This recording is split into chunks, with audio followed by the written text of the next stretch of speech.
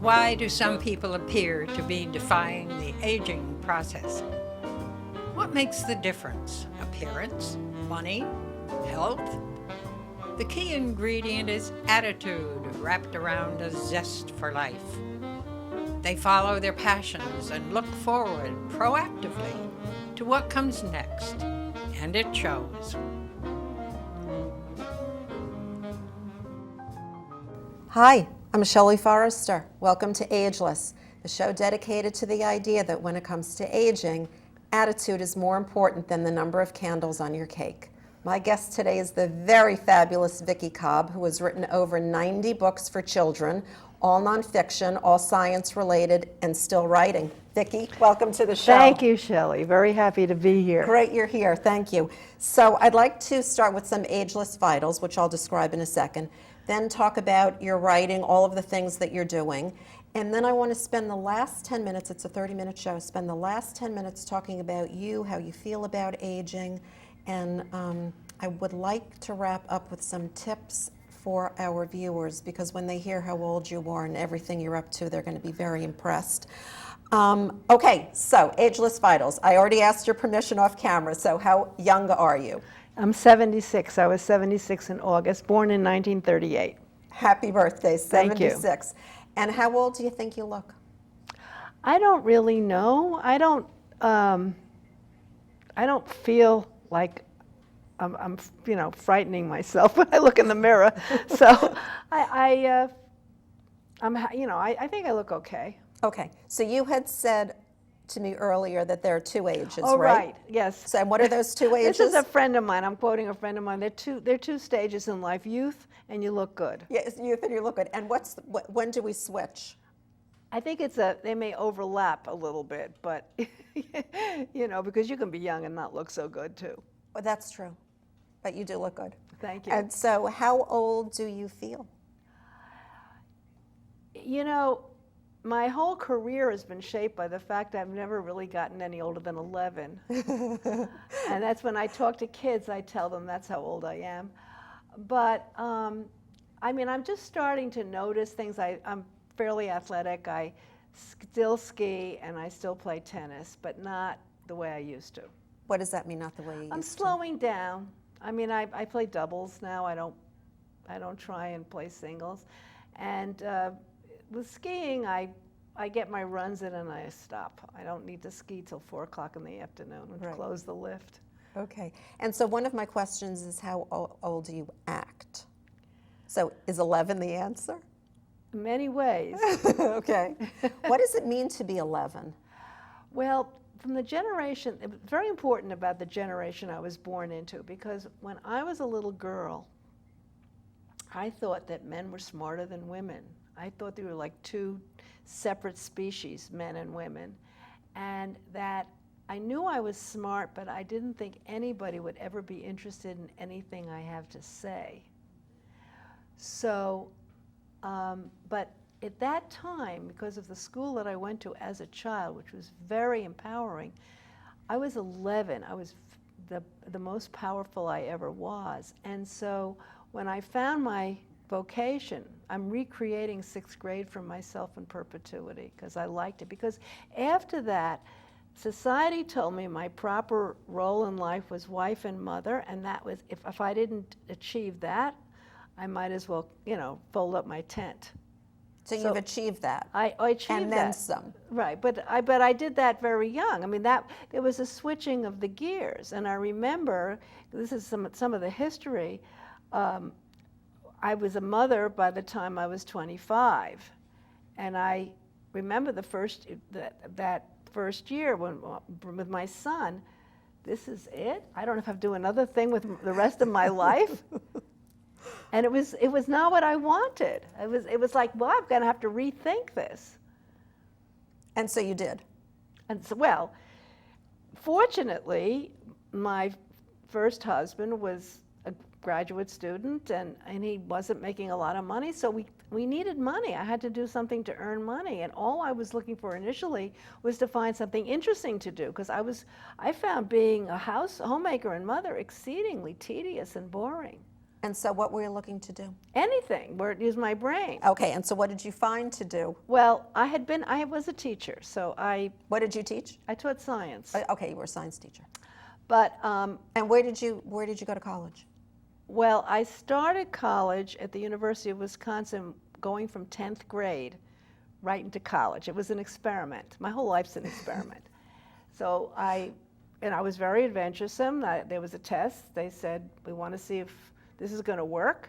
You want to be a guinea pig? I said, take the test. So I took the test, and I got accepted at all these schools. Then we had to decide if I would go.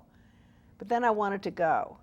And I went to this school, and it was amazing. I took something called Integrated Liberal Studies, which introduced me to the sciences, the humanities, and the social sciences from the Greeks to the present day, 2-year survey course. It was like Columbia Contemporary Civilization. It was a wonderful course.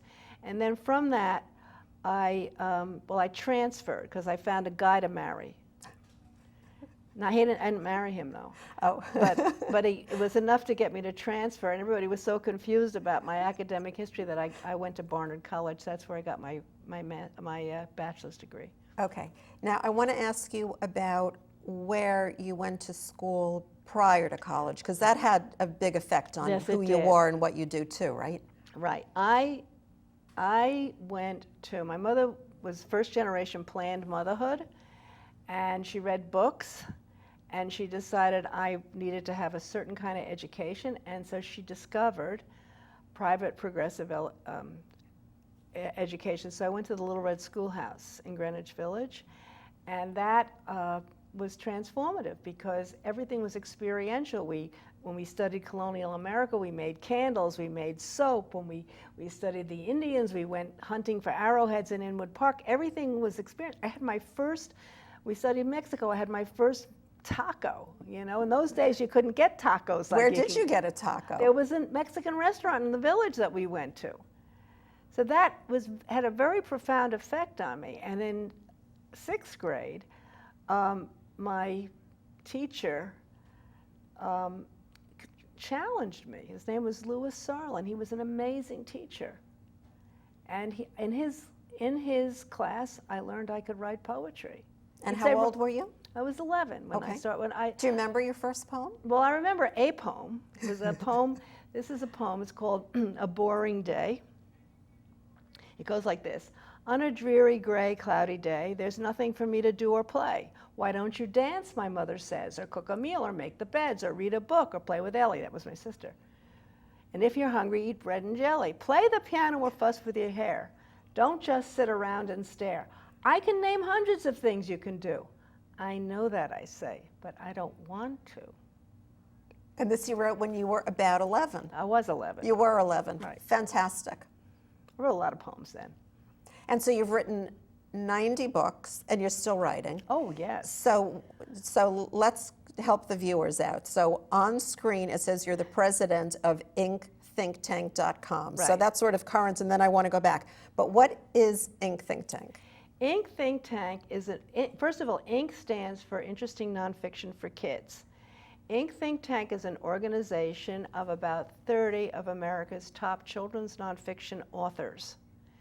And the purpose of the website, it's a website, is for people who want to know where the good writing is about the real world. They can search our database, and they can search it by subject matter, discipline, and age level, and they will come up with a list of books. The database generates a list of books that meets those criteria. So for example, a topic would be? Well, you could say American history, Revolutionary War, George Washington, 2nd grade, and you'd get a list of books. Okay. And so does the website do other things? Yes, it also introduces you to each individual author. And then another thing that we're doing is that we have a program called Authors on Call, where a small group of us from the larger group are pioneering a way of working with schools as authors in residence, but from a distance. We're using interactive video conferencing. It's not Skype, it's a much more robust technology. We have our own virtual conference room where we meet. and Web 2.0 technologies, communal documents, so that you can see what the authors think, what the teachers think, and what the kids think. Okay. And produce. And how long have you had this ink think tank? I started it in, I woke up on July 23rd of 2009 with the whole idea in my head. By October 7th of 2009, we had the website up, and I've been doing it ever since. Okay, so I lost track of when did you have the idea, and then what was October, how many months? It was 3 months. 3 months. So does that happen to you a lot? You just wake up with an idea? A book? A few times. A website? Yes. You wake up with a vision. It's not just, oh, this is a cool idea, but it's sort of like the pathway. How do you get there from here? So I knew the first step was that I had to get this group of authors organized. I had to convince them. And then after, I had to convince them to give me money so we could pay for this thing. And then we had to figure out how to do it. One thing after the other, after the other. And after that, we had to become a legal entity. Now that was a tough sell because I said, when we want to work with school districts, they're not going to work with us unless we're a legal entity. It's not like, hiring an author to come in for the day. So one thing led to another. Okay. But now the thing that is really winding my clock, even though people don't have clocks that need to be wound anymore, is that we are producing something free for the public. And that is every day a different author writes what we call a nonfiction minute. There's a website called nonfictionminute.com. And it's multimedia, so you get the writing. One of the things that's wonderful about the Nonfiction Minute is that we don't have to worry about reading level because the authors read their own material. So you have an audio file and you can hear how the author reads it. And it's on topics written very powerfully in the way we like them. And the thing I like about it is that this makes the content accessible to kids that are not necessarily fluent readers. So they get to see that knowledge and language are portals to learning. Okay, so that was 2009. And then... Well, the Nonfiction Minute is jumping to now. It's jumping to now, Right. okay. So let's keep turning the clock back. Okay. The other thing that ages you are the glasses on the yeah. thing here, because otherwise you'd lose them. But otherwise you are completely ageless, Vicki. You are the the quintessential ageless guest. So the 90 books, you're still writing. Yes. When did you start writing, and what book number were you at in 2009 when you started Ink Think Tank? I was probably around, I was close to this because it's been very hard for me to get contracts lately because the print industry is shrinking. So but you see, what's happened to me is I've been around so long, I'm counting the new books that are bind-ups of my old books. I'm being reissued all the time. So I started, the first book that got published, I started looking for work as a writer when I was pregnant with my first child. And the first book that was published, he was 5 years old, so that tells you how long it took. And the first book that was published was called The First Book of Logic, which people seem to be missing these days. But that, Maybe it was a discipline, right? It should be reissued. Actually, when I want to give examples of bad writing, I use the first paragraph from that book. And the book that put me on the map, which was published in 1972 and is still in print, is Science Experiments You Can Eat. And that's this book, Vickicobb, Science Experiments You Can Eat. Right. So what does that mean? Well, it's basically using food to teach basic principles of science. So there's, food is matter, use basic chemistry and physics, change of state. There's all kinds of scientific principles that can be illustrated with food. And coming full circle is I have just finished the first draft, which is the second revision of this book. I revised it in '94, so it's every 20 years I'm revising it. So I'm revising it now, and it'll be out in 2016. Fantastic. Okay, so I visited your website, and you must have 50 videos. I do. So I had to pick a couple. So there was one, the fastest way to unroll a roll of toilet paper. Yeah, we call that blowing up toilet paper. Blowing up toilet paper. So Why did you make a video of that? Well, that comes from a book, which I didn't bring, which is called We Dare You. That's also in the process of being reissued. It's coming out in February as of the video edition. So it's multimedia book, and they're going to have QR codes for all those videos and URLs so people can find the video, and if you have a device, you can scan it while you read it. But basically what I want to do is invite kids to make videos. So when that book was first being reissued, I decided, because I have a background in television, I decided that I would... I want to stop you for a second. Did you have your own TV show? I did.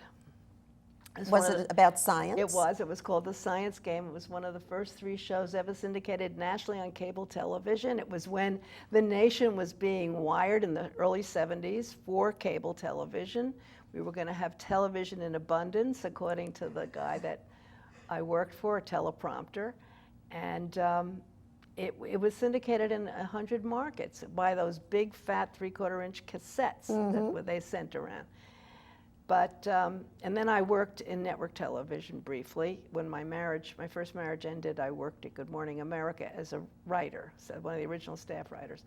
But you get a sense of this. But I wanted to, that's the wonderful thing about technology, is that I thought when this book was coming out, I bet I could learn to make videos. Now, what year was this? This was maybe 2008. Okay, I bet I could learn to make videos. And how old were you? 70? No, it was 8 years ago. I was 68. 68, okay. So at 68, you said, I bet I could learn to make videos. Okay, and you were right. Yes. You have to approach it, so you do it step by step. You don't look at the end product. The first thing I needed to do was, I was never a photographer. I had to get a video camera. So I did a video camera. And I was very excited. I had my grandchildren there. I made them, I had the material. I made a video. And that evening, I showed my kids and my grandkids the video I had made. You could hook the camera up. And everybody was very excited. I felt very proud of myself. And these are from 2 different families who hardly ever get together because they live in different places. So I was very happy I had this.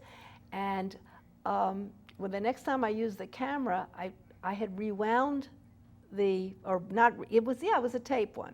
It was a digital tape. I had rewound it, and I didn't realize it was a camera. I hadn't put it on the computer yet. And as a result, I taped over it, and I lost all that footage. Oh. But one trial learning. I never made that mistake again. So you're fearless. Nothing seems to bother you. How does that work? Well, things bother me, but I'm not afraid of making mistakes. That gets me into trouble sometimes because I've made some pretty big ones. It takes me a while to dig my way out of it, but have you always been that way? I think so. I mean, I think recently read a study about decision makers. I make quick decisions. So are you afraid of anything? Do you have any fear? Oh, sure. I mean, I wouldn't jump out of an airplane. Okay. That's not on my bucket list. What is on your bucket list? The main thing is now the pressure that I feel is that I want to transform education, and I don't think I'm going to be around long enough to finish the job. But I see that there's no joy in the classroom. School is not a cool place to be, and there's nothing better in life than learning. And I would like people to experience life, because if you look at life as a learning experience, then it keeps you young. That's the secret. What else keeps you young? A sense of humor. You do have a great sense of humor. You have to be able to laugh. I mean, there's a wonderful saying by Horace Walpole: life is a tragedy to those who feel and a comedy to those who think. You have to think about that. Yeah. And I mean, the blackest time in my life, I've been able to laugh.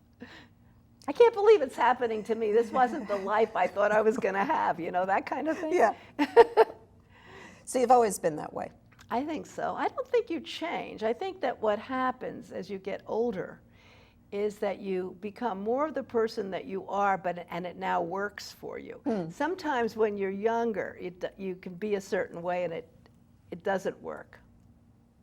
So as you look forward to the 80s and the 90s, and I don't know, maybe you want to live to be 120. I don't know. Do you have like how old do you want to be? I want to keep going as long as it's fun. Okay. So for you, it could be a very long time. Well, it doesn't matter how long it is. I just wanted to, and from this point on, I just think it's all gravy. And I'm having the best time of my life. That's the interesting thing about where I am right now. I've never had so much fun in my life as what I'm doing now. And so what do you attribute that to, that now you're having more fun than ever? You know, I was reading, have you ever read Daniel Pink about motivation? Yes. Okay, so what does he say? Autonomy, mastery, and purpose? That's what I've got. That's what you've got. Autonomy, mastery, and purpose. And the mastery has been particularly interesting to me. I write for the Huffington Post. If anybody's interested, I'm one of their bloggers. And you can just go to huffingtonpost.com/Vickicobb, Vicki-Cobb, and or just search. How did you become a writer for Huffington Post? I knew somebody. You know, it's the little girl who didn't think anybody was going to ever listen to her. I've become a woman of a certain age. You can't shut up. So, I wanted a platform, and so they put me. You know, I got in touch with this editor. I sent her one piece, and she said, "Strong voice, you're in." And your platform is education or transforming. Yeah, it's education, children's nonfiction, literature. I'm also the books I'm working on currently have to do with global warming and that kind of thing. So the environment, those issues. Yeah. Okay. And so, what do you read to stay current? Gosh, I read a lot. I read a lot of adult fiction, but I'm very impatient if it's not well written. I don't finish it. I can't think right now what my last book was, but there have been some books I've read recently that I read a lot. Yeah. And do you read nonfiction as well? I do. I read I have to, for my work, I have to read a lot of material. And right now I'm enjoying reading the Nonfiction Minute because I'm learning from my colleagues. And it's written for children, but it's people have a myth. Last week there was an article on the front page of the New York Times about how they are taking top adult nonfiction authors and, quote, watering down the material for kids. And that's not the way you write for children. Children they're as smart as they'll ever be. They just don't know as much. You can't make assumptions about prior knowledge when you write for children. But a lot of adults don't have that prior knowledge either. I mean, if you want to learn something new, you should go get a kid's book on the subject.